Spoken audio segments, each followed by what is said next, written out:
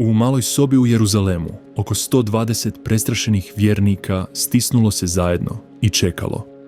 Njihov vođa pogubljen je od strane Rima samo nekoliko tjedana ranije. Bili su nitko i ništa, ribari, poreznici, žene i bivši grešnici. Nisu imali vojsku, bogatstvo, političku moć, strategiju za osvajanje svijeta. Jednostavno su čekali obećanje koje je njihov raspeti učitelj dao prije nego što se uzašao na nebo. Tada se dogodilo nešto što će sve promijeniti. Vatra je sišla s neba. Plameni jezici počivali su na svakoj osobi. Počeli su govoriti jezicima koje nikada nisu naučili. Nahrupili su na ulice Jeruzalema i 3000 ljudi povjerovalo je njihovoj poruci u jednom danu. U roku od nekoliko tjedana pridružilo im se još 5000. U roku od nekoliko desetljeća crkve su postojale diljem Rimskog carstva. U roku od 3 stoljeća kršćanstvo je postalo službena religija samog Rima, istog carstva koje je razapelo svog osnivača. Danas se 2,4 milijarde ljudi identificira kao kršćani, što kršćanstvo čini najvećom svjetskom religijom. Oblikovalo je zapadnu civilizaciju više od bilo koje druge sile. Utjecalo je na umjetnost, glazbu, književnost, pravo, vladu, obrazovanje i zdravstvo. Inspiriralo je bolnice i sveučilišta, motiviralo društvene reforme i potaknulo i ogromno dobro i strašno zlo kroz povijest. Nijedan drugi pokret nije tako duboko ili opsežno utjecao na ljudsku civilizaciju. Ali kršćanstvo nikada nije trebalo uspjeti. Sve u vezi s njegovim podrijetlom radilo je protiv njega. Njegov osnivač pogubljen je kao zločinac od strane najmoćnijeg carstva na svijetu. Njegov sveti tekst potječe iz nejasne bliskoistočne religije. Njegova temeljna poruka, da je Bog postao čovjekom, umro za grijehe čovječanstva i uskrsnuo od mrtvih, zvučala je kao ludost grčkim intelektualcima i kao bogohuljenje religioznim židovima. Njegovi rani sljedbenici bili su progonjeni, zatvarani, mučeni i ubijani. Rim ga je pokušavao iskorijeniti. Filozofi su mu se rugali. Vjerske vlasti su ga osuđivale. Pa ipak proširio se poput požara drevnim svijetom. Kako se to dogodilo? Kako je razapeti židovski učitelj iz beznačajne rimske provincije postao središnja figura ljudske povijesti? Kako su njegovi sljedbenici, unatoč tome što nisu imali političku moć ili vojnu silu, dramatičnije promijenili svijet od bilo kojeg cara ili osvajača? Kako je pokret koji je započeo sa 120 ljudi u gornjoj sobi postao globalna vjera koja traje 2000 i ne pokazuje znakove nestanka? Ovo je cjelovita povijest kršćanstva. Ne ona pročišćena verzija koja se uči u nedjeljnoj školi ili cinična verzija koju pričaju neprijateljski nastrojeni kritičari, već prava priča sa svim svojim trijumfima i tragedijama, svojim junacima i zlikovcima, svojim trenucima slave i svojim sramotnim razdobljima. To je priča o tome kako se poruka pogubljenog stolara proširila od Jeruzalema do Rima, do kraja svijeta. To je priča o mučenicima koji su umrli pjevajući himne i korumpiranim papama koji su prodavali spasenje. To je priča o misionarima koji su donijeli nadu i kolonizatorima koji su donijeli ugnjetavanje. To je priča o teološkim raspravama, crkvenim podjelama, reformacijama, preporodima i globalnoj ekspanziji. Ova priča počinje u Jeruzalemu na dan Pedesetnice, kada je Duh Sveti osnažio obične ljude da čine izvanredne stvari. Priča se odvija kroz 1. stoljeće, dok su apostoli osnivali crkve diljem Rimskog carstva. Nastavlja se kroz stoljeća progona pod poganskim Rimom, a zatim pobjeđuje kada se Konstantin obratio. Prati kršćanstvo kroz srednji vijek, kada je dominiralo Europom, ali je izgubilo velik dio svoje duhovne moći. Istražuje veliki raskol koji je važeća podijelio istok i zapad, križarske ratove koji su okaljali ugled kršćanstva, reformaciju koja je uništila katoličko jedinstvo i misionarske pokrete koji su širili kršćanstvo diljem svijeta. Priča uključuje kolonizaciju Amerike i Afrike, gdje je kršćanstvo ponekad bilo oruđe ugnjetavanja, a ponekad sila ljudskog dostojanstva. ispituje izazov prosvjetiteljstva tradicionalnom kršćanstvu, uspon liberalnih i fundamentalističkih odgovora, te masovno pomicanje središta kršćanstva iz Europe u Afriku, Aziju i Latinsku Ameriku. Ovo je potpuna povijest kršćanstva. Njegov nastanak u gornjoj sobi u Jeruzalemu, širenje preko carstava i kontinenata, te njegova preobrazba svijeta tijekom 2000 godina. Rođenje crkve od Jeruzalema do Antiohije. Knjiga Djela apostolska počinje Isusovim uzašašćem i obećanjem. Djela 1:8. Ali primit ćete snagu Duha Svetoga koji siđe na vas i bit ćete mi svjedoci u Jeruzalemu i po svoj Judeji i Samariji i do kraja zemlje. Ovaj je stih postao nacrt za širenje kršćanstva. 50 dana nakon Isusova uskrsnuća, tijekom židovskog blagdana Pedesetnice, došao je Duh Sveti. Djela apostolska 2:2-4. I odjednom se s neba začula buka kao što naleti silan vjetar i ispunila cijelu kuću u kojoj su sjedili. I ukazaše im se razdvojeni jezici, kao ognjeni, i počinjahu na svakome od njih. I svi se napuniše Duha Svetoga i počeše govoriti drugim jezicima, kako im Duh davaše govoriti. Židovi iz svih naroda bili su u Jeruzalemu za vrijeme blagdana. Čuli su ove galilejske vjernike kako govore svojim materinjim jezicima o Božjim moćnim djelima. Neki su se rugali, govoreći da su vjernici pijani. Petar je ustao i održao prvu kršćansku propovjed, objašnjavajući da je Isus iz Nazareta, kojeg su razapeli, obećani Mesija. Pozvao ih je na pokajanje i krštenje. Djela apostolska 2:41. Oni koji su primili njegovu riječ krstiše se i toga dana pridruži im se oko 3000 duša. U jednom danu crkva je narasla sa 120 na preko 3000. Za nekoliko dana broj je dosegao 5000 muškaraca, ne računajući žene i djecu. Rana crkva u Jeruzalemu bila je radikalno drugačija od svega što je postojalo prije.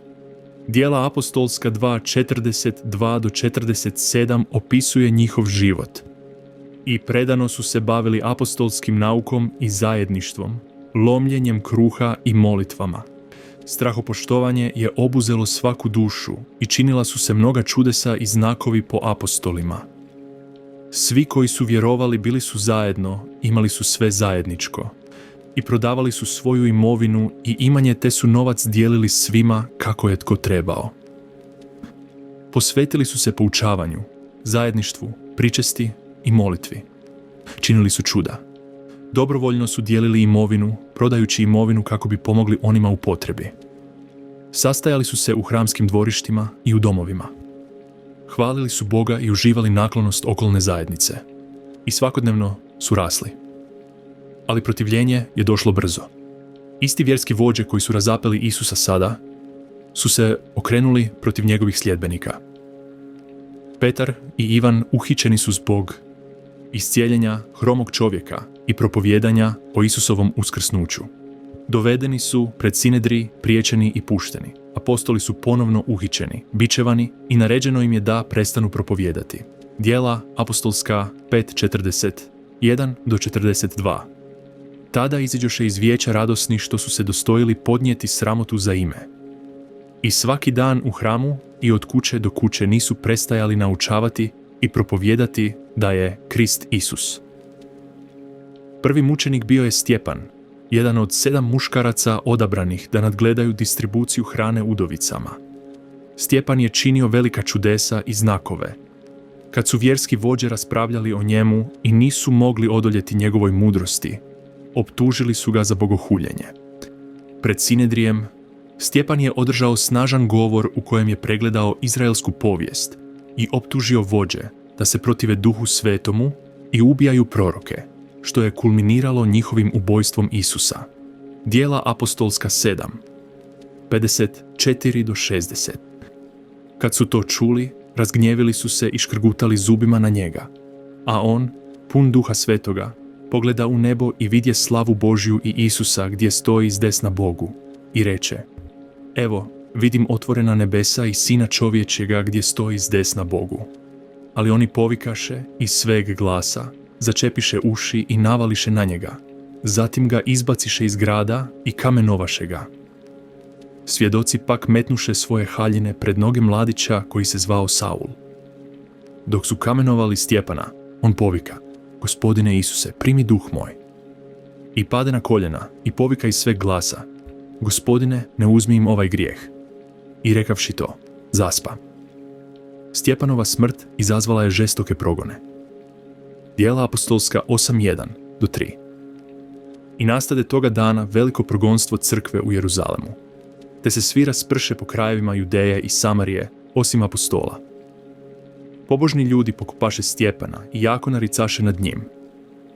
A Saul pustoše crkvu, ulazeći u kuće, odvlačio je muškarce i žene i bacao ih u tamnicu. Ovaj progon, čiji je cilj bio uništiti crkvu, zapravo ju je proširio. Raspršeni vjernici išli su posvuda propovjedajući evanđelje. Filip je otišao u Samariju i propovjedao Krista. Mnoštvo je obraćalo pažnju kad je vidjelo čudesa koja je činio. Nečisti duhovi izlazili su iz mnogih. Mnogi koji su bili paralizirani ili hromi ozdravili su. U tom gradu zavladala je velika radost. To je bilo značajno, jer su se Židovi i Samarijanci mrzili. Pa ipak, evanđelje je rušilo etničke barijere. Kad su Petar i Ivan došli iz Jeruzalema i molili se za samarijanske vjernike, primili su Duha Svetoga, potvrđujući da ih je Bog u potpunosti prihvatio. Filip je također susreo etiopskog eunuha, dvorskog službenika koji je čitao proroka Izaju. Filip je objasnio da Izaja prorokuje o Isusu. Etiopljanin je povjerovao i krstio se, vrativši se u Afriku kao prvi afrički kršćanski obraćenik. U međuvremenu trebalo se dogoditi najdramatičnije obraćenje u kršćanskoj povijesti. Saul iz Tarsa, mladić koji je odobrio Stjepanovo pogubljenje i pustošio crkvu, putovao je u Damask s ovlaštenjem da uhiti kršćane. Djela apostolska 9:3-6. Dok je išao putem i približavao se Damasku, odjednom ga obasja svjetlost s neba. Pavši na zemlju, začu glas gdje mu govori: Savle, Savle, zašto me progoniš? On reče: Tko si ti, Gospodine? A on reče: Ja sam Isus, koga ti progoniš. Nego ustani i uđi u grad i reći će ti se što ti je činiti. Saul je oslijepio. Njegovi su ga suputnici odveli u Damask, gdje je učenik po imenu Ananija, unatoč strahu, poslušao Božju zapovijed da ode k Saulu. Ananija je na njega položio ruke. Saulu se vratio vid. Bio je ispunjen Duhom Svetim i kršten je. Odmah je počeo propovijedati Isusa u sinagogama. Saul, koji će postati Pavao, postaće najveći kršćanski misionar i teolog. Tada je uslijedio još jedan proboj. Bog je dao Petru viziju koja ta je pokazala da nijedna hrana nije nečista, što je značilo da se židovski prehrambeni zakoni više ne primjenjuju. Odmah nakon toga stigli su glasnici od Kornelija, rimskog stotnika. Petar je otišao u Kornelijevu kuću, nešto što pobožni Židov nikada ne bi učinio. Dok je Petar propovijedao, Duh Sveti sišao je na sve prisutne pogane. Govorili su jezicima. Petar im je zapovjedio da se krste. Ovo je bilo revolucionarno. Kršćanstvo nije bilo samo za Židove. Bog je prihvaćao pogane bez da je od njih tražio da prvo postanu Židovi. Kad se Petar vratio u Jeruzalem, židovski kršćani kritizirali su ga jer je jeo s poganima. Petar je objasnio svoju viziju i što se dogodilo. Djela apostolska 11:18. Kad su to čuli, zašutjeli su i slavili Boga govoreći: Dakle, i poganima je Bog dao pokajanje za život. Raštrkani vjernici stigli su u Antiohiju u Siriji, treći najveći grad Rimskog carstva. Propovijedali su Grcima i velik broj njih povjerova. Djela apostolska 11:25-26. Barnaba dakle ode u Tars tražiti Savla i kad ga nađe dovede ga u Antiohiju. Cijelu godinu sastajali su se s crkvom i poučavali mnogo ljudi. U Antiohiji su učenici najprije prozvani kršćanima. Antiohija je postala prva velika poganska crkva i polazna točka za misije u širi rimski svijet. Evanđelje se preselilo iz Jeruzalema u Judeju i Samariju.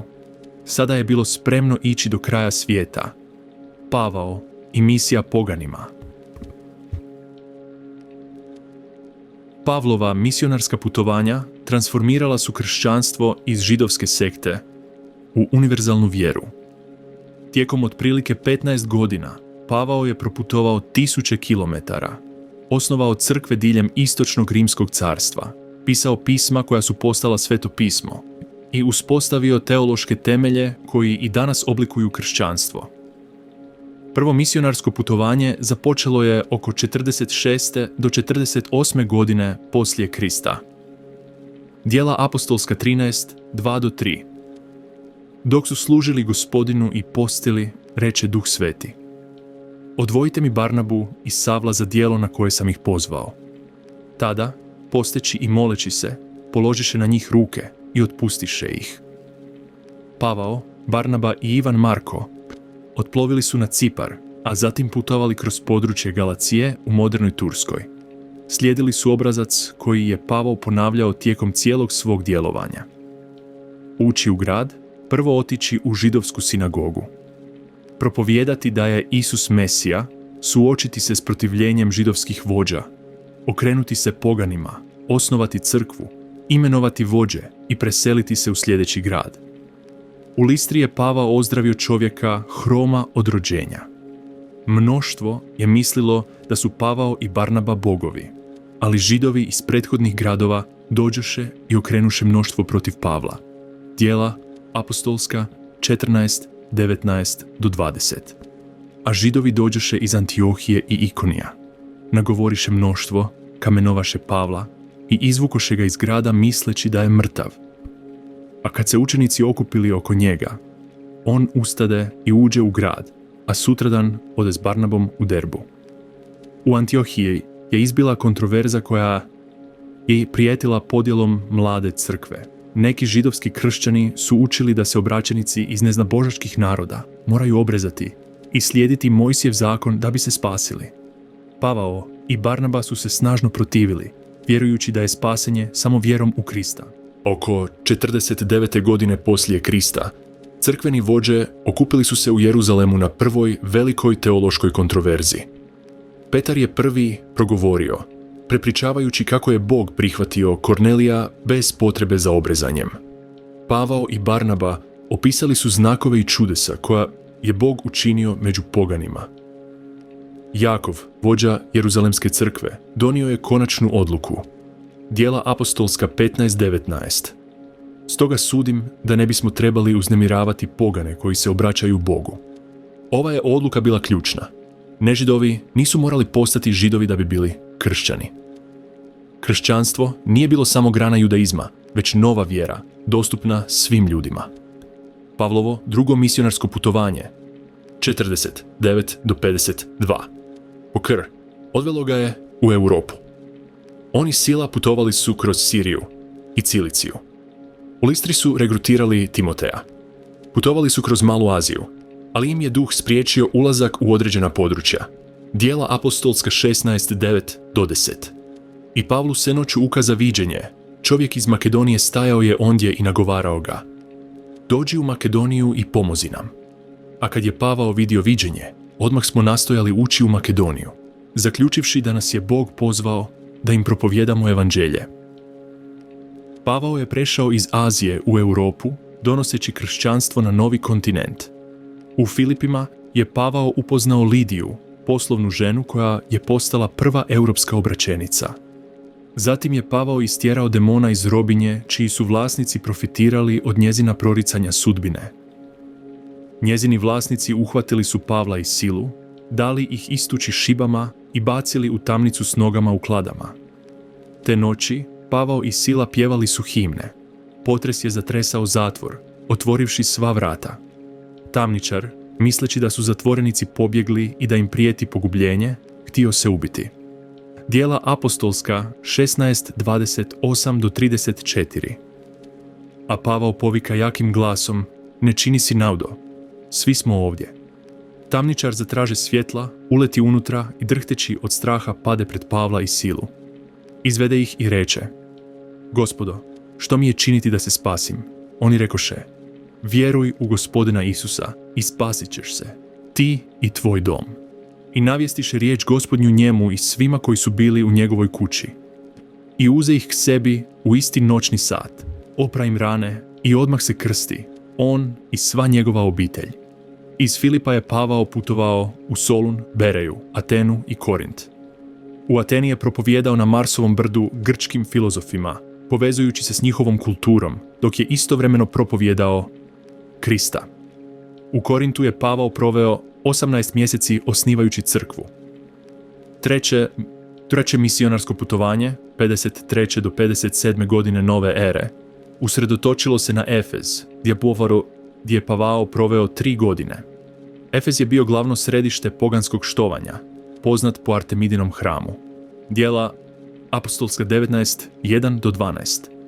A Bog je činio izvanredna čudesa Pavlovim rukama, tako da su se čak i rupčići ili pregače, koje su se doticale njegove kože, odnosili na bolesnike. I njihove su bolesti napuštale njih, i zli duhovi izlazili iz njih.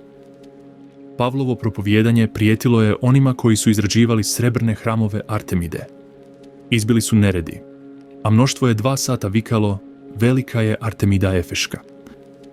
Pavao je pobjegao, ali se na kraju vratio u Jeruzalem, gdje je uhićen. Pavlovo uhićenje započelo je novu fazu.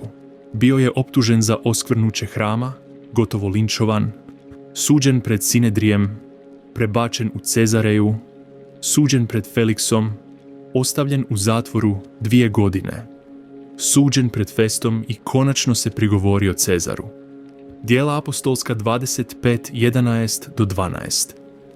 Ako sam dakle krivac i učinio sam išta za što zaslužujem smrt, ne tražim da izbjegnem smrt. Ali ako nema ništa u optužbama protiv mene, nitko me ne može predati njima. Prizivam se na Cezara. Tada Fest, nakon što se posavjetovao sa svojim vijećem, odgovori: Cezaru si se prizvao, Cezaru ćeš ići. Pavlovo putovanje u Rim uključivalo je brodolom na Malti. Svi su preživjeli. Pavla je ugrizla zmija, ali nije pretrpio nikakvu ozljedu. Na kraju su stigli u Rim, gdje je Pavao bio u kućnom pritvoru 2 godine. Djela apostolska završavaju Pavlovim hrabrim propovijedanjem u Rimu. Predaja kaže da je Pavao pušten, putovao dalje, ponovno uhićen i odrubljen mu je glava oko 64. do 67. godine poslije Krista. Njegovo nasljeđe je golemo. Osnovao je crkve diljem carstva, napisao 13 pisama koja su postala Sveto pismo i uspostavio teološki okvir za razumijevanje spasenja milošću samo kroz vjeru. Progon, rast i Novi Zavjet. Prva 3 stoljeća obilježena su povremenim, ali intenzivnim progonima i brzim rastom unatoč protivljenju. Progon pod Neronom započeo je 64. godine nove ere, kada je veliki požar uništio veći dio Rima. Glasine su krivile samog Nerona. Kako bi otklonio sumnju, Neron je krivio kršćane. Rimski povjesničar Tacit napisao je da su kršćani bili podvrgnuti izuzetnim mučenjima. Prekrivali su ih životinjskim kožama i rastrgali psi. Razapeli su ih. Spaljivali su ih kako bi služili kao baklje koje su noću osvjetljavale Neronove vrtove. Predaja kaže da su i Petar i Pavao mučenički ubijeni tijekom ovog progona. Ipak, progon nije zaustavio rast kršćanstva. Kršćanski apologet Tertulijan kasnije će napisati: krv mučenika je sjeme crkve. Činilo se da svaki pokušaj uništenja kršćanstva jača njegovo postojanje. Drugi carevi su povremeno nastavili progon. Domicijan, 81. do 96. po Kristu, zahtijevao je da ga se štuje kao gospodina i Boga, prisiljavajući kršćane da biraju između vjere i života. Apostol Ivan bio je u tom razdoblju prognan na Patmos, gdje je napisao Otkrivenje. Plinije mlađi, upravitelj Bitinije oko 112. godine, pisao je caru Trajanu pitajući kako postupati s kršćanima. Njegovo pismo otkriva što su kršćani prakticirali. Sastajali su se prije zore određenog dana, pjevali himne Kristu kao Bogu, polagali zakletve da će se suzdržati od nepravde, dijelili obroke i odbijali štovati cara čak i pod prijetnjom smrću. Trajan je odgovorio da kršćane ne treba tražiti, ali ako budu optuženi i odbiju se poreći, treba ih pogubiti. Najžešći progoni dogodili su se za vrijeme cara Decija 249. do 251. godine, koji je naredio svima da prinose žrtve rimskim bogovima i dobiju potvrde o poštivanju naredbe. Mnogi kršćani su to odbili i ubijeni.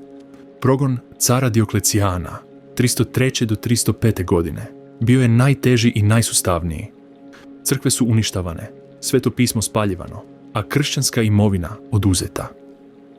Mnogi su zatvarani, mučeni i pogubljeni. Zašto je kršćanstvo raslo unatoč progonima? Kršćani su se brinuli jedni za druge, pa čak i za strance tijekom kuga i katastrofa. Kršćanstvo je nudilo nadu u vječni život i uskrsnuće. Mučenici koji su mirno umrli, opraštajući svojim izvršiteljima, impresionirali su promatrače. Kršćanstvo je prelazilo sve društvene granice, robovi i gospodari, muškarci i žene, bogati i siromašni zajedno su se klanjali. Tijekom tih stoljeća kršćanstvo je razvilo organizacijsku strukturu i teologiju. Najranije crkve vodili su starješine i nadglednici. Do 2. stoljeća pojavila se troslojna struktura. Biskupi nad regijama, prezbiteri nad kongregacijama i đakoni koji su im pomagali. Crkva se suočila s brojnim herezama.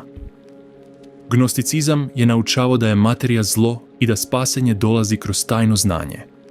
Crkva je potvrđivala da je Isus bio istinski čovjek i božanstvo. Marcionizam je odbacivao Stari zavjet.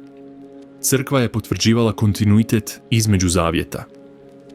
Ove kontroverze prisilile su crkvu da preciznije artikulira ortodoksna kršćanska vjerovanja. Novozavjetni kanon se postupno formirao.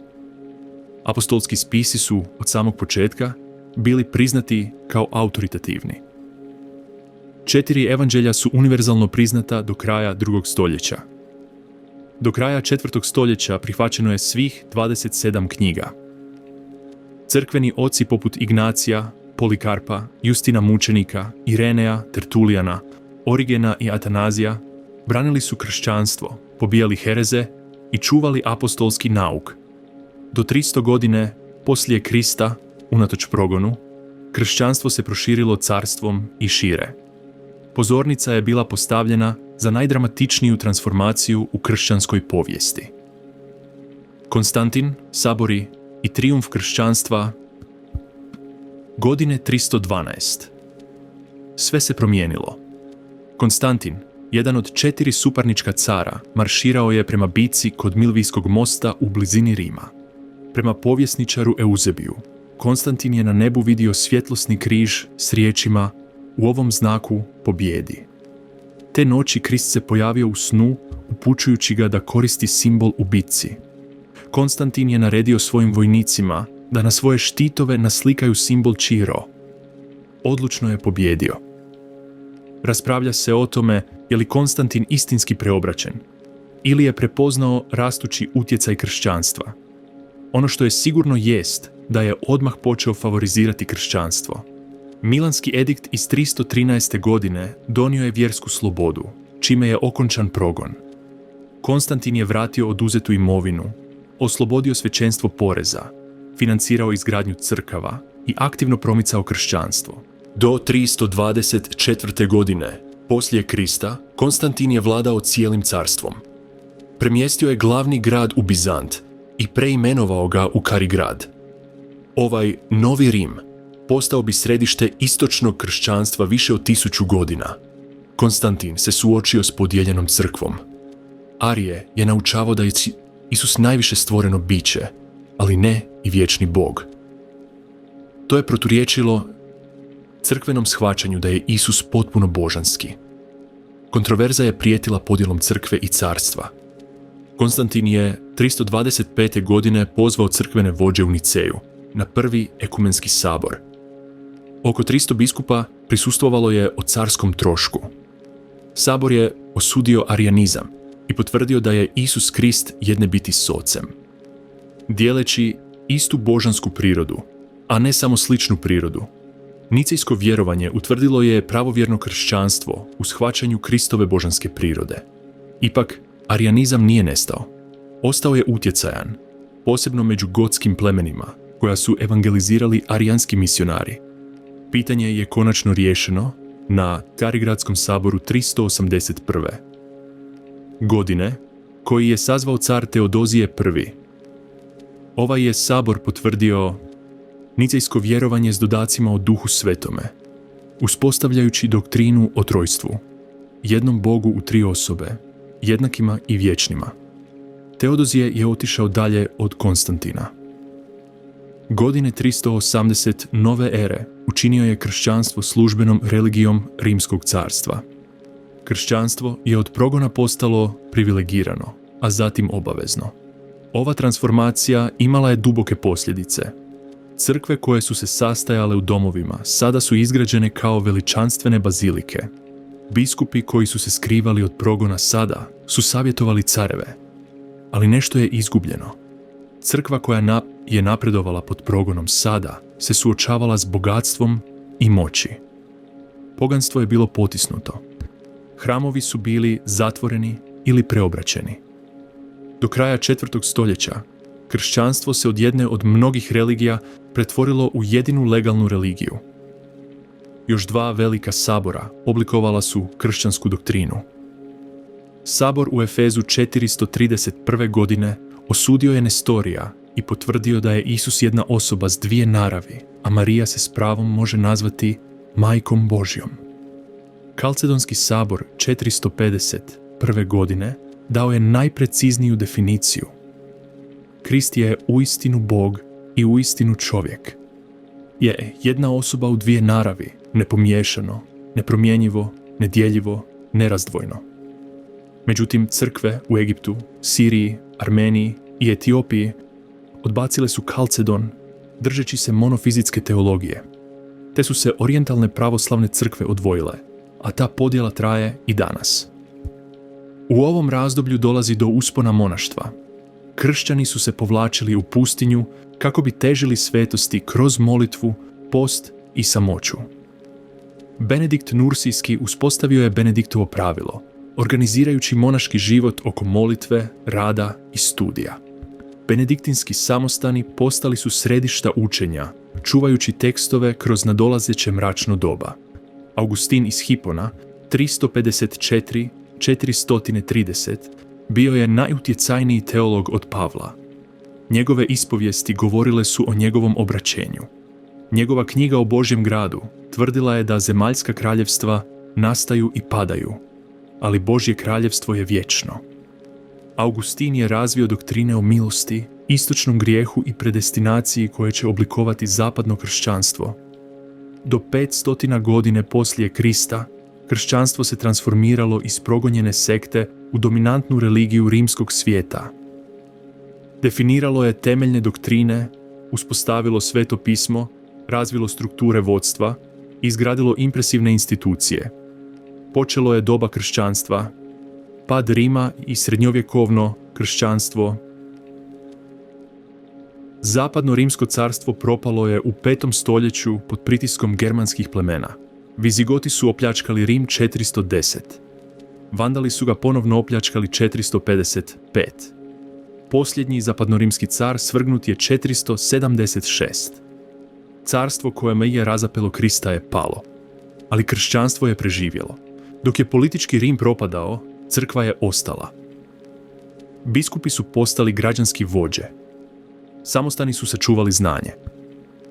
Papinstvo je raslo na moći, na kraju preuzimajući vlast nad cijelim zapadnim kršćanstvom. Papa Lav I 440 do 461 bio je primjer ove nove uloge. Godine 452, kada je Atila Hun prijetio Rimu, Lav se susreo s njim i nagovorio ga da se povuče.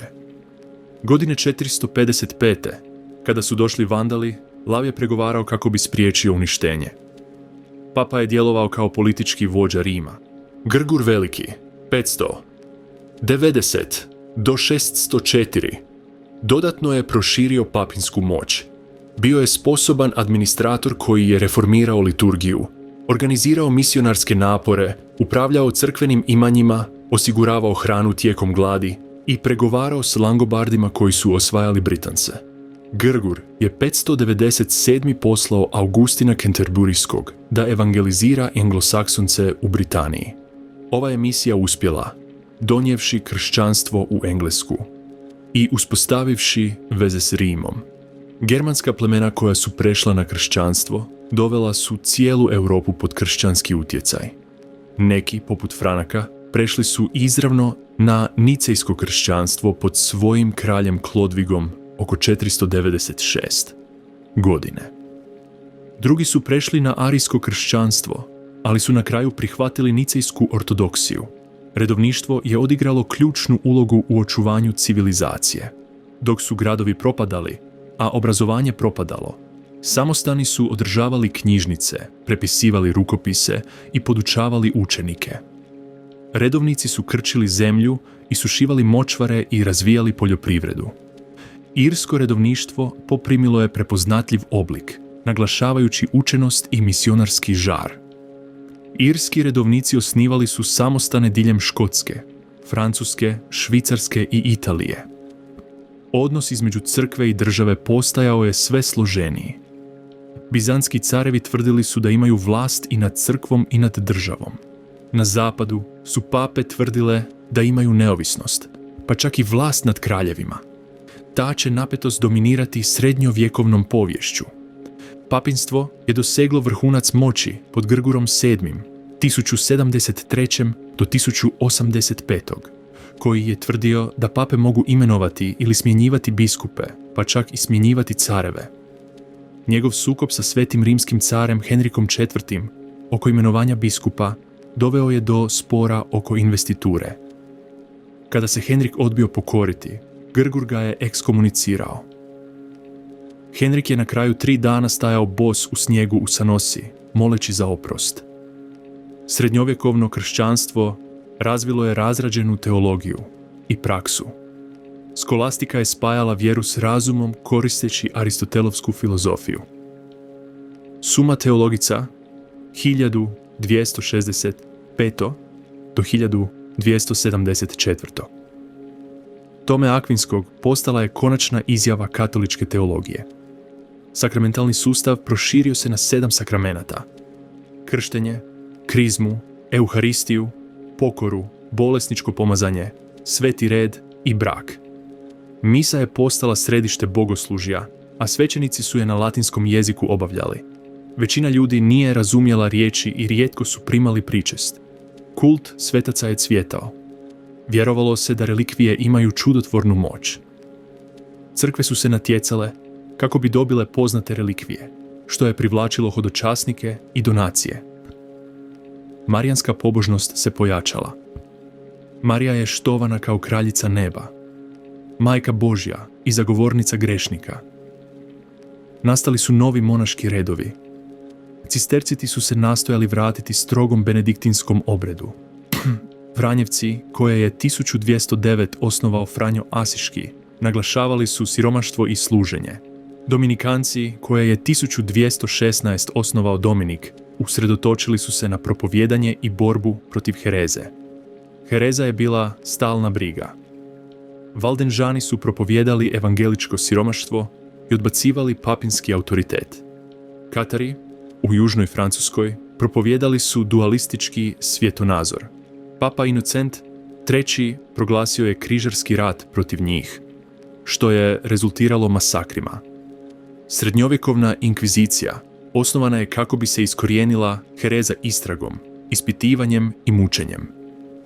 Gotičke katedrale dizale su se diljem Europe, Notre Dame, Chartres, Canterbury, Köln, masivne građevine koje su predstavljale srednjovjekovna dostignuća.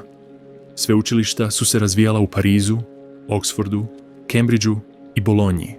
Srednjovjekovno kršćanstvo stvorilo je jedinstvenu kulturu u kojoj je crkva doticala svaki aspekt života. Ipak, pukotine su se pokazivale.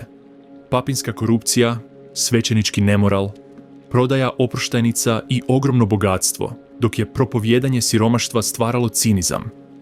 Velika šizma i križarski ratovi Čeđlam. Stoljećima je kršćanstvo postojalo kao jedna crkva unatoč regionalnim razlikama. Ali razlike su rasle. Jezik ih je dijelio. Latinski na zapadu, grčki na istoku. Zapad je nicejskom vjerovanju dodao i sina, filiokve, tvrdeći da Duh Sveti izlazi i od Oca i od Sina. Istok je to vidio kao pogrešku i neprimjerenu izmjenu. Politički i kulturni čimbenici doveli su do podjele. Bizantsko carstvo i zapadna Europa bili su sve odvojeniji svijetovi. Islamska osvajanja zauzela su Aleksandriju, Antiohiju i Jeruzalem, ostavljajući Carigrad i Rim kao rivale. Konačni raskol dogodio se 1054. Patrijarh Mihael Cerularije kritizirao je latinske prakse. Papa Lav IX poslao je kardinala Humberta kao legata. Susret je prošao loše. 16. srpnja 1054. Humbert je ušao u Aja Sofiju tijekom liturgije i stavio bulu izopćenja na oltar. Cerularije je odgovorio izopćenjem Humberta i spaljivanjem bule. Veliki raskol je započeo. Kršćanstvo je sada bilo podijeljeno na istočnu pravoslavnu i zapadnu katoličku granu. Četvrti križarski rat 1204 pogoršao je stvari. Križari su opljačkali Carigrad, uništivši svaku nadu u ozdravljenje stoljećima. Pad Carigrada pod Osmanske Turke 1453. godine okončao je Bizantsko carstvo. Pravoslavna crkva preživjela je pod muslimanskom vlašću. Moskva se proglasila Trećim Rimom. Raskol predstavlja jednu od najvećih tragedija kršćanstva. U međuvremenu, 27. studenog 1095. Papa Urban II pozvao je na Sveti rat za oslobođenje Jeruzalema od muslimanske kontrole. Obećao je da će onima koji poginu u borbi biti oprošteni svi grijesi. Gomila je odgovorila s Deus vult. Bog to želi. Križarski ratovi su započeli. Prvi križarski rat, 1096. do 1099. pokrenuo je bizantski car Aleksej I za pomoć protiv selđučkih Turaka. Deseci tisuća ljudi položili su križarske zavjete. Narodni križarski rat, neorganizirana rulja, masakrirala je Židove u Njemačkoj, a Turci su je poklali prije nego što su stigli do Jeruzalema. Glavna križarska vojska zauzela je Antiohiju nakon duge opsade, a zatim nastavila prema Jeruzalemu. 15. srpnja 1099. križari su probili jeruzalemske zidine i neselektivno masakrirali muslimane i Židove. Suvremeni zapisi opisuju križare kako gaze kroz krv. Osnovali su 4 križarske države koje su trajale gotovo stoljeće. Godine 1187. Saladin je ponovno zauzeo Jeruzalem. Treći križarski rat, 1189. do 1192. u kojem su sudjelovali Richard Lavljeg Srca i Saladin završio je pad pozicijom. Četvrti križarski rat, 1202. do 1204.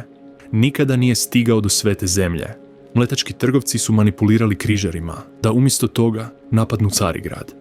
Križarski ratovi nisu uspjeli trajno osloboditi Svetu zemlju. Pojačali su muslimansko-kršćansko neprijateljstvo, diskreditirali crkvu očitim licemjerjem i masakrirali Židove diljem Europe. Posljednje križarsko uporište palo je 1291. godine. Križarski ratovi imali su duboke posljedice. Upoznali su Europu s istočnim dobrima i idejama, doprinoseći renesansi. Ojačali su papinski autoritet. Razvili su teorije pravednog rata i oproštaja. Ali su okaljali ugled kršćanstva i uspostavili obrazce vjerskog nasilja. Protestantska reformacija dana 31. listopada 1517. Martin Luther, augustinski redovnik, navodno je pribio 95 teza na vrata crkve u Wittenbergu. Luther je prosvjedovao protiv prodaje indulgencija, potvrda koje su navodno skraćivale vrijeme u čistilištu. Johann Tetzel ih je prodavao kako bi financirao baziliku Sveti Petra. navodno rekavši: čim novčić u škrinjišti zazvoni, duša iz čistilišta izvire. Luter je namjeravao znanstvenu raspravu. Umjesto toga, zapalio je revoluciju koja će trajno podijeliti zapadno kršćanstvo. Proučavajući Rimljanima, posebno 1.17, pravednik će živjeti od vjere, Luter je doživio proboj. Spasenje se nije zarađivalo djelima, već se primalo samo vjerom kao Božji dar. To je bilo u suprotnosti s srednjovjekovnim katoličkim učenjem. Luterovih 95 teza brzo se proširilo zahvaljujući tiskarskom stroju. U roku od nekoliko tjedana kružile su po cijeloj Njemačkoj. U roku od nekoliko mjeseci cijela je Europa znala za ovog redovnika koji je izazivao crkvu. Kad mu je na saboru u Wormsu, naređeno da se povuče, Luter je to odbio. Osim ako me ne uvjeri Sveto pismo i jasan razum, ne prihvaćam autoritet papa i koncila, jer su si međusobno proturječili: moja je savjest zarobljena Božjom riječju. Ne mogu i neću se ničega odreći, jer ići protiv savjesti nije ni ispravno ni sigurno.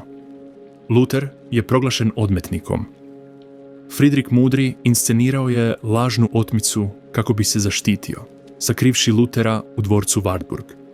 Tamo je Luter preveo Novi zavjet na njemački jezik, čineći Sveto pismo dostupnim običnim ljudima. Luterova temeljna načela: samo Sveto pismo, samo vjera, samo milost, samo Krist, slava samo Bogu, osporavala su temeljno katoličko učenje. Odbacio je papin autoritet, svećeništvo kao posrednika, transubstancijaciju, većinu sakramenata, monaštvo, zahtjeve celibata, molitve svecima, mise za mrtve i čistilište. Ali Luter nije bio sam. Ulrich Zwingli predvodio je reformaciju u Zürichu. Anabaptisti su otišli dalje, odbacujući krštenje dojenčadi i inzistirajući na krštenju vjernika. I katolici i protestanti su ih brutalno progonili. Tisuće su pogubljene. John Calvin uspostavio je teokratsku državu u Ženevi. Njegovi instituti kršćanske religije postali su najsustavnija protestantska teologija. Calvin je naglašavao Božju apsolutnu suverenost, predestinaciju i sveti život. Ženeva je postala uzorni protestantski grad. Calvinov utjecaj proširio se na Francusku, Škotsku, Nizozemsku i Englesku. U Engleskoj je reformacija proizašla više iz politike nego iz teologije. Kralj Henrik VIII želio se razvesti od Katarine Aragonske kako bi se oženio Anne Boleyn. Kada je papa Klement VII odbio poništiti brak, Henrik je prekinuo s Rimom, proglasivši se vrhovnim poglavarom Engleske crkve 1534. Engleska je politički postala protestantska, iako je u početku teološki ostala uglavnom katolička. Pod Henrikovim sinom Edvardom VI Engleska se okrenula protestantskoj teologiji. Pod Edvardovom sestrom Marijom I 1553-1558 Engleska se nasilno vratila katoličanstvu. Spalila je gotovo 300 protestanata, zaradivši nadimak Krvava Marija. Konačno, pod Elizabetom I 1558-1603 Engleska se smjestila na srednji put, protestantsku teologiju, ali je zadržala biskupe i liturgiju, anglikansku putem medija. Reformacija je izazvala ratove diljem Europe. Njemački seljački rat 1524-425, dijelom inspiriran Luterovim naglaskom na kršćanskoj slobodi, rezultirao je sa 100.000 mrtvih. Luter je stao na stranu knezova protiv seljaka, što je naštetilo njegovom ugledu. Šmalkalski rat 1446-1447 suprotstavio je protestantske knezove katoličkom caru Karlu voće Augsburškim mirom 1555. Utvrđeno je da vladari određuju religiju svoje regije, ne dajući vjersku slobodu pojedincima, već samo vladarima. U Francuskoj su sukobi između katolika i hugenota kulminirali masakrom na Bartolomejsko poluvrijeme 1572. kada su tisuće hugenota ubijene. Vjerski ratovi su pustošili Francusku sve dok Henrik IV nije izdao Nantski edikt 1598. kojim je odobrena ograničena tolerancija. Najrazorniji sukob bio je 30-godišnji rat 1618. do 1648. koji je započeo kao protestantsko-katolički sukob, ali u koji je bila uključena većina europskih sila. U njemu je poginulo otprilike 8 milijuna ljudi. Vestfalski mir 1648. okončao je rat i iscrpio europski apetit za vjerskim ratovanjem. Posljedice reformacije bile su ogromne. Kršćanstvo je bilo trajno podijeljeno. Same protestantske crkve su se rascijepile na luteranske, reformirane, anglikanske, anabaptističke, a kasnije i mnoge druge denominacije. Vjersko jedinstvo u zapadnoj Europi je zauvijek nestalo. Reformacija je demokratizirala kršćanstvo. Sveto pismo na narodnim jezicima omogućilo je osobno čitanje Biblije. Svećeništvo svih vjernika značilo je izravan pristup Bogu. Zajedničko pjevanje zamijenilo je zborove. Propovijedanje je postalo središnje. Pismenost se povećala, pa ipak, reformacija je donijela i tragediju. U vjerskim ratovima ubijeni su milijuni. Kršćani su se međusobno spaljivali na lomači. Jedinstvo za koje se Krist molio činilo se daljim nego ikad. Je li reformacija obnovila biblijsko kršćanstvo ili stvorila nove probleme još uvijek se raspravlja. Katolička protureformacija i globalna ekspanzija. Katolička crkva nije pasivno prihvatila protestantsku reformaciju. Odgovorila je vlastitom reformacijom, rješavajući korupciju, razjašnjavajući doktrinu i pokrećući snažne napore za vraćanje protestantskih teritorija i širenje globalno. Tridentski sabor 1545. do 1563. bio je središnji događaj. Sastajao se periodično tijekom 18 godina, a bavio se protestantskim kritikama i unutarnjom korupcijom. Tridentski sabor potvrdio je tradicionalne katoličke doktrine koje su protestanti odbacivali. Sveto pismo i tradiciju kao ravnopravne autoritete, opravdanje vjerom i djelima, 7 sakramenata, transubstancijaciju, čistilište, molitve svecima i oproste, iako je reformirao zlouporabe. Tridentski sabor razjasnio je katoličko učenje s neviđenom preciznošću. Naložio je pravilnu svećeničku obuku, osnivanje sjemeništa. Reformirao je klerikalno ponašanje. Standardizirao je misu, stvorivši tridentsku latinsku misu koja se koristila do 1960-ih. Odobrio je katekizam Tridentskog sabora. Dok se bavio korupcijom, Tridentski koncil je potpuno odbacio protestantsku teologiju. Proklinjao je one koji su naučavali spasenje samo vjerom, samo svetim pismom ili drugim protestantskim posebnostima. Novi vjerski redovi revitalizirali su katoličanstvo. Isusovci, koje je osnovao Ignacije Lojolski 1540. godine, postali su udarne trupe protureformacije. Rigorozno obučeni i potpuno odani papi, Isusovci su osnivali škole, uključivali protestante u debate i provodili misije diljem svijeta. Franjo Ksaverski donio je kršćanstvo u Indiju i Japan, krstivši desetke tisuća ljudi. Terezija Avilska reformirala je karmeličanski red, naglašavajući kontemplativnu molitvu. Njezini mistični spisi duboko su utjecali na katoličku duhovnost. Ivan od Križa pisao je poeziju opisujući putovanje duše k Bogu. Rimska inkvizicija, reorganizirana 1542. godine, istraživala je herezu.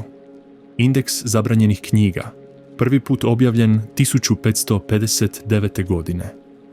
Godine popisivao je knjige koje su katolici smjeli čitati. Cenzura i progon su se pojačali na katoličkim područjima. Barokna umjetnost i arhitektura postale su alati katoličke obnove. Veličanstvene crkve poput Bazilike Svetog Petra koristile su dramu i sjaj kako bi nadahnule vjeru.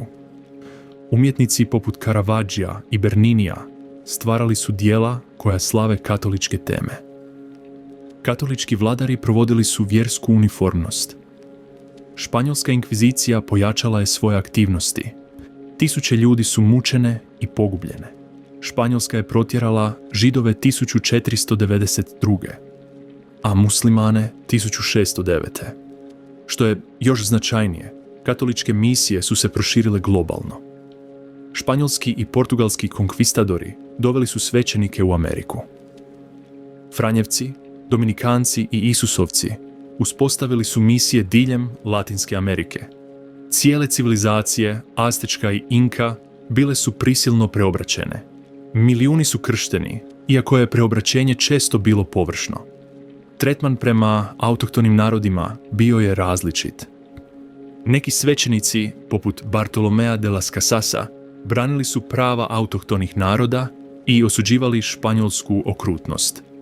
Drugi su sudjelovali u iskorištavanju ili ga ignorirali. Sustav encomienda davao je kolonizatorima prava na autohtonu radnu snagu, u biti ih porobljavajući, a istovremeno zahtijevajući kršćansku pouku. Katoličke misije stigle su u Aziju s različitim rezultatima. Isusovci su donijeli kršćanstvo u Japan, gdje je isprva cvjetalo, ali je nasilno ugušeno početkom 17. stoljeća. U Kini je Matteo Ricci stekao poštovanje učeći kinesku kulturu, ali kontroverze oko prilagođavanja kineskim praksama ometale su rast katoličanstva. Filipini su postali jedina većinski kršćanska nacija u Aziji, kolonizirana od strane Španjolske i evangelizirana od strane katoličkih redova. Vjerski sukob se nastavio. 30-godišnji rat opustošio je središnju Europu. Engleska je doživjela građanski rat, dijelom uzrokovan vjerskim napetostima. U Francuskoj je Louis XIV 1685. opozvao Nanski edikt, čime je okončana tolerancija hugenota. Stotine tisuća ljudi je pobjeglo. Do 1700. godine europska religijska karta bila je postavljena. Sjeverna Europa bila je protestantska, južna Europa katolička, a istočna Europa pravoslavna. Protureformacija je uspjela reformirati katoličku praksu i spriječiti daljnje širenje protestanata, ali nije uspjela zacijeliti jaz. Globalne misije i kolonizacija Dua. Između 1500 i 1900 godine kršćanstvo se proširilo od prvenstveno europske religije do istinski globalne vjere. Ovo širenje pratilo je europsku kolonizaciju, stvarajući složeno nasljeđe u kojem su se istinska vjera i kulturni imperijalizam, iskrena misionarska odanost i iskorištavanje nemogućno isprepleli. Iberijska osvajanja započela su proces. Španjolski konkvistadori osvojili su Ameriku, dovodeći katoličke svećenike. Papa Aleksandar VI je svojom bulom iz 1493. podijelio neeuropski svijet između Španjolske i Portugala, ovlastivši ih da evangeliziraju domorodce. Ova doktrina otkrića pružila je vjersko opravdanje za kolonizaciju s razornim posljedicama. Španjolski konkvistadori poput Hernana Cortesa i Francisca Pizarra uništili su carstva Azteka i Inka. Svećenici su slijedili, krštavajući preživjele u masovnim ceremonijama. Čitavo stanovništvo preobratilo se, ponekad dragovoljno, često pod prisilom, obično s minimalnim razumijevanjem. Misije koje su osnovali vjerski redovi donijele su europsku civilizaciju zajedno s kršćanstvom.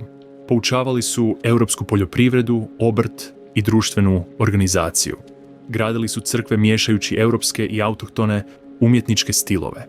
Stvorili su pisane jezike za ljude koji su imali samo usmene tradicije, ali su također uništili autohtone tekstove, potisnuli domaće religije i inzistirali na europskim kulturnim normama. Milijuni američkih domorodaca umrli su od bolesti, eksploatacije, ratovanja i društvenih nemira. Broj stanovnika katastrofalno je opao. Neki su se svećenici opirali iskorištavanju. Bartolomé de las Casas, isprva robovlasnik, doživio je obraćenje i proveo život braneći prava domorodačkih naroda. Njegovi su spisi dokumentirali španjolsku okrutnost i tvrdili da se s domorodačkim narodima treba postupati pravedno.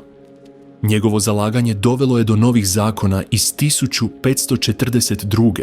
kojima se pokušavalo ograničiti iskorištavanje, iako je provedba bila slaba.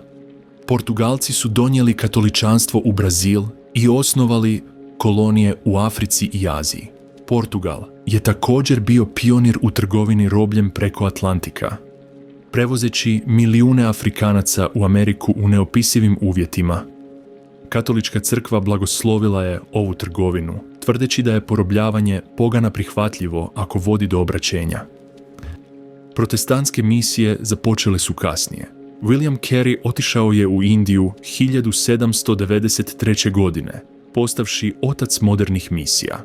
Preveo je Bibliju na više indijskih jezika, osnovao škole, protivio se spaljivanju udovica i promicao društvene reforme. Njegov moto: očekujte velike stvari od Boga, pokušavajte velike stvari za Boga. U 19. stoljeću došlo je do eksplozije protestantskih misija. David Livingstone istraživao je Afriku, protiveći se trgovini robljem. Hudson Taylor osnovao je misiju u unutrašnjosti Kin. Robert Morrison preveo je Bibliju na kineski. Adoniram Judson bio je pionir misija u Burmi. Misionari su išli na svaki naseljeni kontinent. Žene su igrale ključne uloge. Samohrane žene i supruge misionarki često su imale više slobode na misionarskim poljima nego kod kuće. Osnivale su škole, medicinske klinike i sirotišta. Amy Carmichael spašavala je djecu od hramske prostitucije u Indiji. Gladys Aylward desetljećima je služila u Kini. Rad Lottie Moon inspirirao je generacije. Odnos između misija i kolonijalizma bio je složen. Kolonijalne sile često su podržavale misionare, smatrajući kršćanstvo civilizirajućim. Misionari su dobivali zaštitu i financiranje. Ovaj savez je ugrozio evanđelje, čineći kršćanstvo neodvojivim od zapadnog imperijalizma. Pa ipak, misionari su često kritizirali kolonijalne zlouporabe. Dokumentirali su iskorištavanje, zalagali se za prava autohtonih naroda i protivili se kolonijalnim politikama. Osnivali su škole i bolnice koje su kolonijalne vlade zanemarivale. Očuvali su autohtone jezike stvaranjem pisanih oblika. Branili su kolonizirane narode od najgorih ekscesa doseljenika. Autohtoni kršćani igrali su ključne uloge koje su se često zanemarivale. Lokalni evangelisti, pastori i prevoditelji obavljali su većinu evangelizacijskog rada. Kontekstualizirali su kršćanstvo u svojim kulturama. Trpjeli su progon od vlasti i svojih zajednica. Stvorili su autohtone izraze koji traju i danas. Širenje kršćanstva donijelo je istinsku transformaciju. Obraćenici su pronašli nadu, smisao i zajedništvo. Kršćanski nauk osporavao je prakse poput ljudskih žrtava i spaljivanja udovica. Kršćanski naglasak na ljudskom dostojanstvu proturječio je kastinskim sustavima. Kršćanski odgoj otvorio je mogućnosti, posebno za žene. Pa ipak, troškovi su bili zapanjujući. Autohtone kulture su uništene ili oštećene. Domaće religije su potisnute. Jezici su izumrli. Društvene strukture su se urušile. Bolesti koje su donijeli Europljani ubile su milijune. Kolonizacija je iskorištavala resurse i radnu snagu. Rasizam je zarazio kršćanstvo. Nasljeđe je duboko dvosmisleno. Kršćanstvo je postalo uistinu globalno, s crkvama na svim kontinentima. Većina kršćana sada živi u Africi, Aziji i Latinskoj Americi. Autohtoni kršćani razvili su živopisne izraze. Kršćanstvo je eksplozivno raslo u Koreji, Nigeriji, Brazilu i Kini. Afrički i latinoamerički kršćani sada šalju misionare na sve sekularniji zapad. No povezanost kršćanstva s kolonijalizmom narušila je kredibilitet. Postkolonijalni kritičari s pravom ističu kako je kršćanstvo olakšalo osvajanje i iskorištavanje. Autohtoni narodi bore se da razlikuju autentičnu vjeru od kulturnog imperijalizma. Neki odbacuju kršćanstvo kao religiju kolonizatora. Drugi ga vraćaju, stvarajući afričke, azijske i latinoameričke teologije, koje dovode u pitanje zapadne pretpostavke. Moderno kršćanstvo od prosvjetiteljstva do danas. Prosvjetiteljstvo 17. i 18. stoljeća osporilo je intelektualnu i kulturnu dominaciju kršćanstva. Razum, Znanost i skepticizam zamijenili su vjeru kao temelje istine. Filozofi poput Voltera ismijavali su kršćansku dogmu. Znanstvenici poput Galileja i Darwina osporavali su biblijske narative.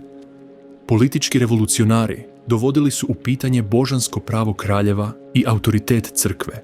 Kršćanstvo je reagiralo na više načina, stvarajući podjele koje traju i danas.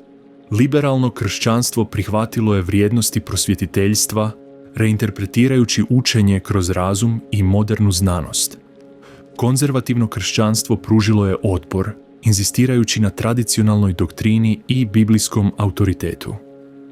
Francuska revolucija 789. bila je posebno traumatična. Revolucionari su napali katoličku crkvu, oduzimajući imovinu, zabranjujući vjerske redove, zahtijevajući odanost svećenika državi i pokušavajući zamijeniti kršćanstvo kultom razuma. Tijekom vladavine terora, tisuće svećenika i časnih sestara su pogubljene. U Njemačkoj su znanstvenici na Bibliju primjenjivali povijesno-kritičke metode, dovodeći u pitanje tradicionalno autorstvo i tumačenje. Ova su istraživanja pružila vrijedne uvide, ali su potkopala povjerenje u biblijsku pouzdanost. Friedrich Schleiermacher odgovorio je utemeljenjem vjere u religijskom iskustvu, a ne u doktrini. Ovaj liberalni pristup učinio je kršćanstvo poštovanim među obrazovanim Europljanima, ali ga je sveo na subjektivne osjećaje. U Britaniji i Americi evanđelski preporodi suprotstavili su se prosvjetiteljskom skepticizmu iskustvenom vjerom. Velika probuđenja u Americi naglašavala su osobno obraćenje i emocionalno iskustvo. Metodistički pokret Johna Wesleya naglašavao je osobnu svetost i društveno djelovanje. U 19. stoljeću kršćanstvo je istovremeno raslo i fragmentiralo se. Denominacije su se množile. Baptisti su inzistirali na krštenju vjernika. Prezbiterijanci su naglašavali reformiranu teologiju. Pojavili su se novi pokreti, adventisti, mormoni, kršćanski znanstvenici, Jehovini svjedoci. Pokret svetosti naglašavao je posvećenje po Duhu Svetome. To je dovelo do pentekostalizma, počevši od početka 20. stoljeća, s naglaskom na duhovne darove, posebno govorenje u jezicima. Preporod u ulici Azusa 1906 do 1915 u Los Angelesu pokrenuo je pentekostalizam globalno. Danas pentekostalci i karizmatici broje preko 600 milijuna. Pokret socijalnog evanđelja primjenjivao je kršćansku etiku na društvene probleme, siromaštvo, iskorištavanje radne snage i rasizam. Vođe poput Waltera Rauschenbuscha tvrdile su da kršćanstvo treba transformirati društvo, a ne samo spasiti pojedinačne duše. Fundamentalizam se pojavio u Americi početkom 20. stoljeća kao reakcija na liberalnu teologiju. Fundamentalisti 1910-1915 branili su temeljne doktrine, biblijsku nepogrešivost, Kristovo djevičansko rođenje i božanstvo, zamjensko pomirenje, doslovno uskrsnuće i Kristov drugi dolazak. Skopesovo majmunsko suđenje 1925. postalo je simbol fundamentalističko-modernističkog sukoba. Iako je legalno pobjedio, fundamentalizam je javno ismijavan, a mnogi fundamentalisti povukli su se iz šireg kulturnog angažmana. Liberalni protestantizam dominirao je glavnim denominacijama. Prihvatili su biblijsku kritiku, aktivizam za socijalno evanđelje i međuvjersku suradnju. Dominirali su sjemeništa i vodstvo, ali su postupno gubili članove jer liberalna teologija nije uspjela nadahnuti prepoznatljiv kršćanski identitet. Evangelizam se pojavio sredinom 20. stoljeća kao manje separatistička alternativa. Vođe poput Billya Grahama propovijedale su tradicionalnu teologiju, a istovremeno su se bavile popularnom kulturom. Nacionalno udruženje evangelika 1942 ujedinilo je evangelike svih denominacija. Ekumenski pokret nastojao je zacijeliti kršćanske podjele. Svjetsko vijeće crkava 1948. okupilo je protestantske i pravoslavne crkve. Katolici su se pridružili dijalogu nakon Drugog Vatikanskog sabora, ali jedinstvo je ostalo nedostižno. Drugi Vatikanski koncil 1962 do 1965 transformirao je katoličanstvo, zamijenio je latinsku misu narodnim jezikom, potvrdio je vjersku slobodu i dijalog s drugim kršćanima i religijama. Progresivci su slavili promjene. Tradicionalisti su oplakivali gubitke. Teologija oslobođenja pojavila se u Latinskoj Americi 60. i 70. primjenjujući marksističku analizu na kršćansku teologiju. Teolozi poput Gustava Gutierreza tvrdili su da Bog ima preferencijalnu opciju za siromašne. Teologija oslobođenja inspirirala je otpor diktaturama. Globalno središte kršćanstva dramatično se promijenilo. Godine 1900 kršćana živjelo je u Europi i Sjevernoj Americi. Do 2000 kršćana živjelo je u Africi, Aziji i Latinskoj Americi. Afričke i latinoameričke crkve eksplozivno su rasle. Kinesko kršćanstvo, unatoč komunističkom progonu, postalo je jedan od najbrže rastućih pokreta na svijetu, moguće dosegnuvši 100 milijuna. Korejsko kršćanstvo slalo je misionare diljem svijeta. Ova promjena promijenila je karakter kršćanstva. Afrički i azijski kršćani donijeli su drugačije perspektive. Naglašavali su duhovni rat, iscijeljenje, proročanstvo i zajedništvo umjesto individualizma. Bili su konzervativniji po pitanju seksualne etike, dok su kritizirali zapadni materijalizam. Slali su misionare u sekulariziranu Europu i Ameriku. Progon se pojačao pod komunizmom. Stalin je ubijao svećenike, uništavao crkve i zatvarao vjernike. Ipak, Ruska pravoslavna crkva je preživjela. U Kini je Maova kulturna revolucija pokušala iskorijeniti kršćanstvo, ali kućne crkve su cvjetale u podzemlju. Kraj 20. stoljeća obilježili su kulturni ratovi u Americi oko pobačaja, homoseksualnosti, evolucije i javne uloge religije. Konzervativni kršćani su se politički organizirali. Mega crkve su zamijenile manje kongregacije. Suvremeno bogoslužje je zamijenilo tradicionalne himne. Skandali su naštetili ugledu kršćanstva. Seksualno zlostavljanje od strane katoličkih svećenika, koje su prikrivali biskupi, shrvalo je žrtve i diskreditiralo vodstvo. Skandali s televizijskim evangelistima otkrili su korupciju. Crkva se dijeli zbog homoseksualnosti, dijeleći denominacije. Porast broja nona ljudi koji tvrde da nemaju vjersku pripadnost ubrzao se početkom 21. stoljeća, posebno u zapadnim zemljama. Mladi odrasli napuštali su crkve u neviđenom broju. Kršćanstvo je opadalo u Europi, Kanadi, Australiji i sve više u Americi. Ipak, globalno je kršćanstvo nastavilo rasti. Broj afričkih kršćana do 2020. godine premašio je 600 milijuna. Latinoamerički evangelici brzo su rasli.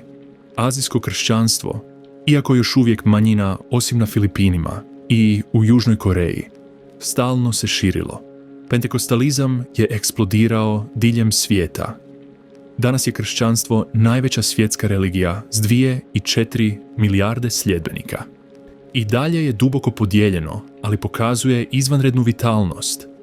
Kršćani hrane gladne, liječe bolesne, obrazuju djecu i služe marginaliziranima. Kršćanski umjetnici stvaraju ljepotu. Kršćanski znanstvenici doprinose svakom akademskom području.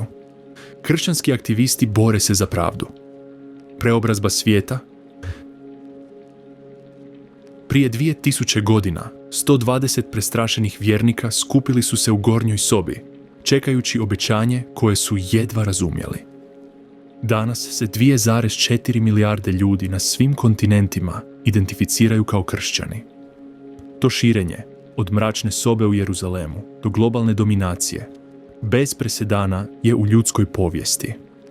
Kršćanstvo je iznutra transformiralo Rimsko carstvo, nadživjevši najmoćniju civilizaciju koju je antički svijet poznavao. Preživjelo je hereze, raskole, progone, korupciju, reformacije i revolucije. Bilo je religija careva i robova katedrala i katakombi, križara i pacifista, kolonizatora i osloboditelja. Kršćanstvo je svijetu dalo bolnice, sveučilišta i dobrotvorne organizacije. Inspiriralo je abolicionistički pokret koji je okončao ropstvo u većem dijelu svijeta. Motiviralo je aktiviste za građanska prava, poput Martina Luthera Kinga Jr. Stvorilo je neka od najvećih umjetničkih dijela čovječanstva, Michelangelovu Sikstinsku kapelu, Bachovu Misu u Hamolu, Danteovu božanstvenu komediju. Njegova etika oblikovala je koncepte ljudskog dostojanstva, jednakosti i prava, čak i među onima koji odbacuju njegovu teologiju. Kršćanstvo je također odgovorno za ogromno zlo. Križarski ratovi su u Božje ime klali muslimane i židove. Inkvizicije su mučile i spaljivale heretike. Vjerski ratovi su opustošili Europu. Kolonizacija je iskorištavala i uništavala autohtone narode pod kršćanskim blagoslovom. Antisemitizam i rasizam pronašli su podršku u kršćanskom učenju. Skandali seksualnog zlostavljanja otkrili su sistemsku korupciju. Ovo dvostruko nasljeđe pokazuje da kršćanstvo, kao i svaka ljudska institucija, odražava i najbolje i najgore od čovječanstva. Pitanje je predstavlja li kršćanstvo u svom najboljem izdanju božansku istinu, koja prodire u ljudsku povijest, ili samo ljudsku religiju, sa svim svojim manama. Kršćani vjeruju u prvo, kritičari naglašavaju drugo. Dokazi podupiru obje perspektive. Ono što je neosporno jest utjecaj kršćanstva. Oblikovalo je zakone, vlade, obrazovanje, zdravstvo, umjetnost, glazbu, književnost i etiku kroz kulture i stoljeća. Čak i društva koja su odbacila kršćanstvo djeluju s pretpostavkama, ljudskom jednakošću, brigom za ranjive, individualnom savješću, koje imaju kršćanske korijene, iako su evoluirale do neprepoznatljivosti. Današnje kršćanstvo izgleda vrlo drugačije od svog oblika iz 1. stoljeća. Jednostavne kućne crkve iz dijela apostolskih postale su složene institucije, duhom ispunjene. Progonjene vjernike iz Jeruzalema zamijenili su ugodni, kulturni kršćani na mnogim mjestima, a živahne, rastuće crkve na drugima. Jedinstvo rane crkve raspalo se na tisuće konkurentskih denominacija. Ipak, određene teme i dalje postoje. Kršćani i dalje tvrde da je Isus Krist Gospodin, da je umro za grijehe čovječanstva, da je uskrsnuo od mrtvih i da nudi vječni život onima koji mu vjeruju. Oni i dalje krste obraćenike, slave Gospodnju večeru, čitaju Sveto pismo, mole se, okupljaju se na bogoslužju i nastoje slijediti Isusov nauk. Temeljna poruka: Bog je postao čovjekom kako bi spasio čovječanstvo. Ostaje konstantna unatoč bezbrojnim varijacijama. Središte kršćanstva pomaknulo se iz Jeruzalema u Rim, zatim u sjevernu Europu, pa na globalni jug. Svaka regija kontekstualizirala je vjeru, stvarajući teologiju oslobođenja, evanđelje prosperiteta, pokrete kućnih crkava i bezbrojne druge izraze. Kršćanstvo više nije zapadna religija. Ono je uistinu globalno, a njegova budućnost piše se na mjestima koja prvi apostoli nikada nisu zamišljali. Izazovi s kojima se kršćanstvo suočava su ogromni. Sekularizacija prijeti njegovom zapadnom srcu. Progon se pojačava u mnogim regijama. Nejedinstvo slabi svjedočanstvo. Skandali uništavaju kredibilitet. Sukobljene ideologije nude alternativne svjetonazore. Svaka generacija mora odlučiti govori li ova drevna vjera još uvijek istinu u modernom svijetu. Pa ipak, kršćanstvo se već suočilo s takvim izazovima. Preživjelo je rimske progone, invazije barbara, islamska osvajanja, unutarnju korupciju, protestantsku reformaciju, kritiku prosvjetiteljstva, komunističko ugnjetavanje i postmoderni skepticizam. Svaka kriza koja se činila terminalnom postala je prilika za obnovu, reformaciju i svježe izraze drevne vjere. Priča o kršćanstvu nije završena. Nastavlja se u milijunima crkava diljem svijeta, u afričkim megacrkvama i kineskim kućnim crkvama. u latinoameričkim baznim zajednicama i indijanskim selima, u zapadnim katedralama i izbjegličkim kampovima. Nastavlja se u običnim vjernicima koji hrane gladne, posjećuju bolesne, dočekuju strance i ljube svoje neprijatelje. Nastavlja se u svecima i grešnicima, reformatorima i tradicionalistima, aktivistima i kontemplativcima. Od te gornje sobe u Jeruzalemu do sadašnjeg trenutka kršćanstvo je preobrazilo svijet. Ponudilo je nadu beznadnima, dostojanstvo prezrenima, smisao izgubljenima i zajedništvo izoliranima. Nadahnulo je nevjerojatno dobro i strašno zlo, izgradilo i rušilo, oslobodilo i potlačilo, spasilo i uništilo. Ovo je cjelovita povijest kršćanstva, podrijetla, širenja i preobrazbe svijeta. Počelo je s raspetim stolarom, čiji su sljedbenici tvrdili da je uskrsnuo od mrtvih. Širilo se među običnim ljudima osnaženim Duhom Svetim. Postalo je najveća svjetska religija, oblikujući civilizaciju dublje od bilo koje druge sile. Podijeljeno je na konkurentske tradicije, od kojih svaka tvrdi da ima autentični kontinuitet s apostolima. Pratilo je i kolonijalna osvajanja i istinsko obraćenje. Preživjelo je progon i prosperitet, korupciju i reformaciju, skepticizam i preporod. Danas se kršćanstvo suočava s neizvjesnom budućnošću na zapadu, ali s eksplozivnim rastom na globalnom jugu. Mora se suočiti sa svojim povijesnim grijesima, a istovremeno ostati vjerno svojoj osnivačkoj poruci. Mora se baviti modernim pitanjima, a istovremeno čuvati drevnu istinu. Mora se ujediniti oko bitnih stvari, a istovremeno poštivati raznolikost. Mora biti i kontrakulturno, i kulturno angažirano, i proročko, i pastoralno, i tradicionalno, i inovativno. Što god budućnost donijela, kršćanska prošlost pokazuje izvanrednu otpornost, prilagodljivost i transformativnu moć. Poruka koja na poskupu od Maha koja je započela u Jeruzalemu s nekolicinom vjernika nastavlja se širiti, nastavlja mijenjati živote, nastavlja izazivati društva i nastavlja zahtijevati odanost milijardi koji ispovjedaju da je Isus Krist Gospodin. Ovo je priča o kršćanstvu, najutjecajnijem religijskom pokretu u ljudskoj povijesti, rođenom u gornjoj sobi, širećem kroz progon, uspostavljenom kroz koncile, podijeljenom reformacijom, proširenom kroz misiju, izazvanom modernošću i nastavljajućem se danas u svakom kutku zemlje, proglašavajući poruku otkupljenja, transformacije i nade koja se odbija ušutkati.